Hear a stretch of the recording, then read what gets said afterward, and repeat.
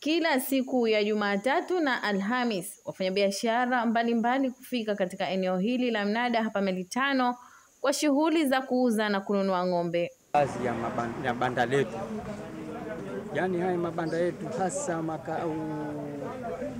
usumbufu wetu ni wakati wa mvua sana, kipindi hasa kama hichi kipindi cha mvua.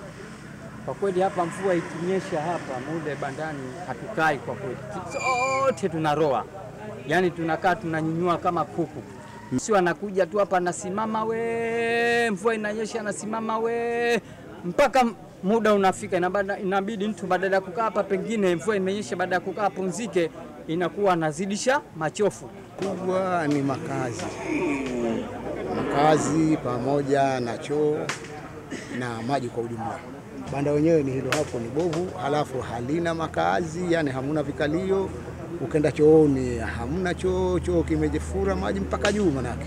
Ushanifahamu Na hapa makazi ndio kama hivyo. Banda ni bovu, ile ukikaa unagamu kuanguka na banda. Halafu hakuna saruji chini wala hamuna chochote. Na inapotokezea kama mvua na sie wafanya biashara tuko hapo sote, hata kuenea hatuenei kutokana na udogo wa lile banda. Mazingira wenyewe ndio umeyaona ndo kama hayo. Nafikiri kushaanza kuyaona na wenzako wale eleza. Na nimekupitisha mpaka uangalie hali wenyewe tunamokuja kwenye choo. Kweli hapa pana usalama hapa?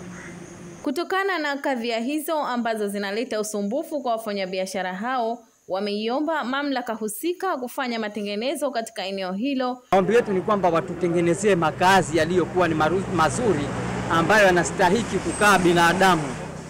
Na hayo makazi ambayo yanatakiwa yapate na vikalio. Mfereji ushanifahamu kwa sababu binadamu maji ni kitu muhimu popote anapokuwepo yawepo karibu. Lakini vile vile pawe na vikalio pembezoni kama baraza za saruji na chini sakafu vitu kama hivyo. Afisa uhusiano na habari manispaa ya Chake Chake Salim Talib Omar amesema manispaa hiyo inaelewa changamoto wanazopitia wafanyabiashara hao na wapo katika harakati za kufanyia ufumbuzi wa haraka tatizo hilo kwa kufanya maboresho ya kudumu katika eneo hilo.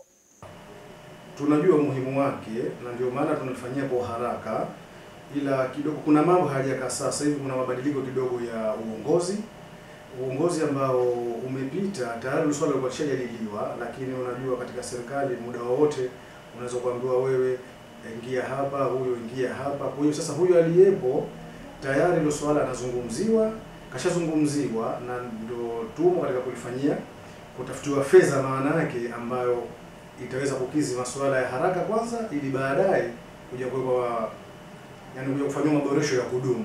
Wafanyabiashara hao wameiomba serikali kwa eneo walilowekwa liwe la kudumu kwa shughuli zao za biashara ya minada ya ng'ombe. Nikiripoti kutoka Pemba, mimi ni Aisha Haji wa Habari Weekend.